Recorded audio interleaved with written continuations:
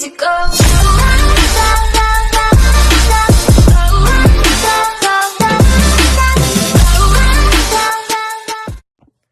Bonjour à tous les flopos et les flopettes. Ici on se retrouve, donc c'est Fléop. Donc là actuellement c'est pas Fléop l'originel qui parle, c'est bien évidemment son acolyte, Gobli. Donc aujourd'hui la nouvelle vidéo est donc sur notre grand oral. Nous allons donc présenter notre grand oral sur la chaîne Fléop. Et cela afin de nous remémorer des souvenirs. Nous rappelons que notre première vidéo sur la chaîne date maintenant d'il y a à peu près 2 ans. Nous étions en seconde à l'époque de cette première vidéo. Donc voilà, c'est un peu des souvenirs qui reviennent, la nostalgie. Donc je vous laisse avec ce grand oral. Il y aura 2 versions. C'est parti. Donc mon grand oral est un sujet de NSI et il porte sur les réseaux sociaux. Aujourd'hui, les réseaux sociaux occupent une place centrale dans nos vies. Que ce soit pour communiquer avec des amis, partager des moments de vie, suivre l'actualité ou même s'informer. Ces plateformes sont devenues incontournables, comme YouTube, comme ce que nous utilisons actuellement. En 2024, plus de 4,5 milliards de personnes utilisent quotidiennement au moins un réseau social, soit plus de la moitié de la population mondiale. En moyenne, un utilisateur passe plus de 2h30 par jour sur ces plateformes. Ce phénomène de société soulève de nombreuses questions, notamment en ce qui concerne la sécurité numérique, la vie privée, mais aussi l'impact psychologique sur les utilisateurs. Les jeunes sont particulièrement exposés puisqu'ils sont les plus grands consommateurs de ces outils, souvent sans être vraiment préparés aux dangers qu'ils comportent. Ma problématique est donc la suivante: quels sont les dangers des réseaux sociaux? Pour y répondre, je vais aborder 4 aspects majeurs: le cyberharcèlement, le vol de données personnelles, les attaques de hackers et enfin l'addiction aux réseaux sociaux. Ces dangers sont à la fois techniques, sociaux et psychologiques et concernent toutes les tranches d'âge. Ils mettent en lumière la nécessité d'une approche responsable et critique de l'usage des technologies numériques.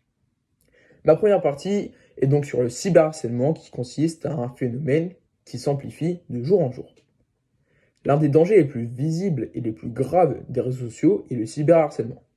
Ce phénomène consiste à harceler une personne en ligne de manière répétée par des messages insultants, des moqueries, des menaces ou même la diffusion de photos ou de vidéos humiliantes. Ce qui rend le cyberharcèlement particulièrement dangereux, c'est qu'il ne s'arrête jamais, contrairement au harcèlement scolaire qui s'arrête une fois chez soi.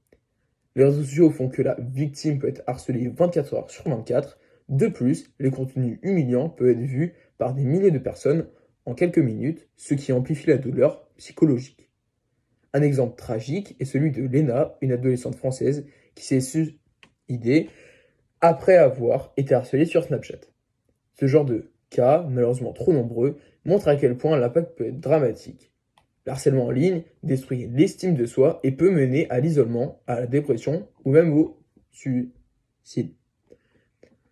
D'un point de vue technique, ce phénomène est souvent lié à l'anonymat permis sur certaines plateformes. Les harceleurs peuvent créer de faux comptes ou usurper l'identité de la victime, rendant leur traçabilité difficile. Bien que les plateformes aient mis en place des outils de signalement, ceux-ci sont encore trop lents ou inefficaces dans bien des cas. Sur le plan légal, la France a mis en place la loi contre la haine en ligne et le cyberharcèlement. Mais les poursuites restent rares, notamment à cause du manque de preuves et de l'anonymat. Former les jeunes à repérer les situations de harcèlement devient donc essentiel. Ma deuxième partie porte donc sur le vol de données, qui consiste à une menace invisible. Le deuxième danger est le vol de données personnelles, souvent sous-estimé par les utilisateurs. Lorsque l'on s'inscrit sur un réseau social, on donne souvent des informations très précieuses: nom, prénom, âge, ville, adresse mail, relations, centre d'intérêt, localisation, photo, etc. Ces données forment ce qu'on appelle une empreinte numérique. Or, cette empreinte peut être utilisée à des fins commerciales, mais aussi tomber entre les mains de cybercriminels. Un exemple célèbre, en 2018, l'affaire Cambridge Analytica, où des données de 87 millions d'utilisateurs Facebook ont été utilisées à leur insu à des fins politiques. Cela a montré que même les grandes entreprises peuvent manipuler leur opinion grâce aux données. Certaines applications mobiles, comme les jeux ou les filtres photos, récupèrent aussi des données via les autorisations qu'on accepte sans vraiment lire. Le RGPD en Europe a été mis en place pour limiter ces abus, mais dans les faits, beaucoup d'utilisateurs ne lisent pas les conditions d'utilisation et cliquent sur accepter sans réfléchir. On parle aujourd'hui de données comme or noir du XXIe siècle, tant elles ont de la valeur. La sensibilisation à la protection de la vie privée et à l'importance des paramètres de confidentialité est donc cruciale dès le plus jeune âge. Ma troisième partie est donc sur les hackers qui montrent une autre face des réseaux sociaux qui, elle, est bien plus sombre. Le troisième danger que je vais aborder est la présence des hackers sur les réseaux sociaux. Ces derniers exploitent les failles humaines ou techniques pour accéder à nos comptes ou à nos informations personnelles. Le phishing ou hameçonnage est une méthode très courante. Cela consiste à envoyer un faux message, souvent urgent, incitant la personne à cliquer sur un lien frauduleux. Par exemple, votre compte Instagram va être supprimé, cliquez ici pour le sécuriser. Si l'utilisateur clique, il peut donner son mot de passe sans le savoir. Un autre danger vient des faux profils, qui peuvent être utilisés pour arnaquer, manipuler ou espionner une personne. Cela peut être dans un cadre personnel, mais aussi professionnel. Certains hackers vont jusqu'à cibler des employés d'entreprise pour obtenir des informations internes. C'est ce qu'on appelle le social engineering. Enfin, des attaques massives peuvent viser des institutions ou des données politiques, ou des personnalités politiques.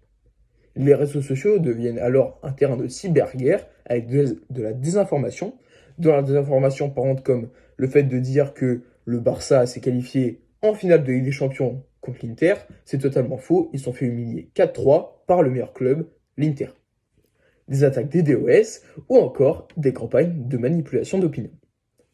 Ma quatrième partie et dernière est donc sur l'addiction aux réseaux sociaux qui est un piège psychologique bien pensé. Le dernier danger est plus insidieux, l'addiction aux réseaux sociaux. Ce phénomène touche particulièrement les jeunes, mais pas seulement. Les plateformes sont conçues pour capter l'attention à travers les notifications, les likes, les vidéos courtes et les scrolls infinis. Par exemple sur YouTube Short, Instagram Réel ou encore une application bien connue, TikTok. Ce qu'on appelle la dopamine numérique est produit chaque fois qu'on reçoit une notification ou un like. Le cerveau associe cela à une récompense, ce qui crée un mécanisme de dépendance. C'est exactement le même principe que pour les jeux d'argent ou les drogues douces. Bien évidemment, si vous n'êtes pas majeur, faites très attention à ça. N'utilisez pas les drogues et même si vous êtes majeur, n'utilisez pas ça, c'est contre la loi. Et les jeux d'argent, faites très attention à ça, car c'est très dangereux. Les conséquences sont nombreuses. Perte de concentration, fatigue mentale, troubles du sommeil et même dépression. Une étude menée par l'Université de Pennsylvanie a montré que réduire son temps sur les réseaux sociaux améliore significativement l'état psychologique. Certains pays, comme la Chine, ont mis en place des limites de temps d'écran sur certaines plateformes. Par exemple, sur une application que beaucoup de jeunes, un jeu vidéo que beaucoup de jeunes utilisent, c'est Brawl Stars, ils ont une limite de temps d'écran là-dessus, et même ils n'ont pas l'accès à certaines applications, tellement la Chine prend le contrôle sur la sphère numérique de leur pays. En France, des discussions sont en cours pour limiter l'accès à certaines plateformes pour les mineurs, ou pour rendre la conception des applis moins addictives. Cela touche aussi la perception de soi, surtout chez les jeunes filles. Waouh! Et qu'est-ce qui m'est arrivé là? C'est pas très sérieux. Qui se comparent aux standards de beauté irréalistes, souvent véhiculés sur ces plateformes, mais cela marche également pour les jeunes hommes qui n'auraient que la vision soi-disant parfaite du modèle de la femme qui véhicule sur les réseaux sociaux. Chacun est parfait comme il est, chacun a ses défauts, chacun a ses qualités, chacun est soi-même. Maintenant, vient l'instant de ma conclusion de ce grand oral. En conclusion, les réseaux sociaux sont des outils fascinants qui ont transformé notre manière de vivre, de communiquer et d'interagir. Mais cette révolution numérique a un côté obscur. Le cyberharcèlement, le vol de données, les attaques de hackers et l'addiction sont autant de dangers réels et parfois sous-estimés. Pour répondre à ma problématique, oui, les réseaux sociaux comportent de nombreux dangers qui relèvent à la fois de la technologie, de la psychologie et du droit. Ces dangers ne doivent pas nous pousser à rejeter totalement ces outils, mais plutôt à les utiliser de manière responsable, encadrée et éclairée. L'éducation au numérique, la sensibilisation dès le collège et la mise en place de lois plus strictes peuvent aider à réduire ces risques. Les plateformes doivent aussi revoir leur algorithme et mettre en avant la sécurité plutôt que l'engagement. Enfin, en tant qu'utilisateur, chacun de nous a un rôle à jouer. En vérifiant ses sources, en signalant les comportements toxiques et en prenant du recul face au contenu, on peut contribuer à faire des réseaux sociaux un espace plus sûr, plus sain et plus respectueux. C'est donc la fin de mon grand oral. Si vous avez des questions, n'hésitez pas à les poser en commentaire, j'y répondrai bien évidemment. C'était la Team Playhop. On vous fait de gros bisous à tous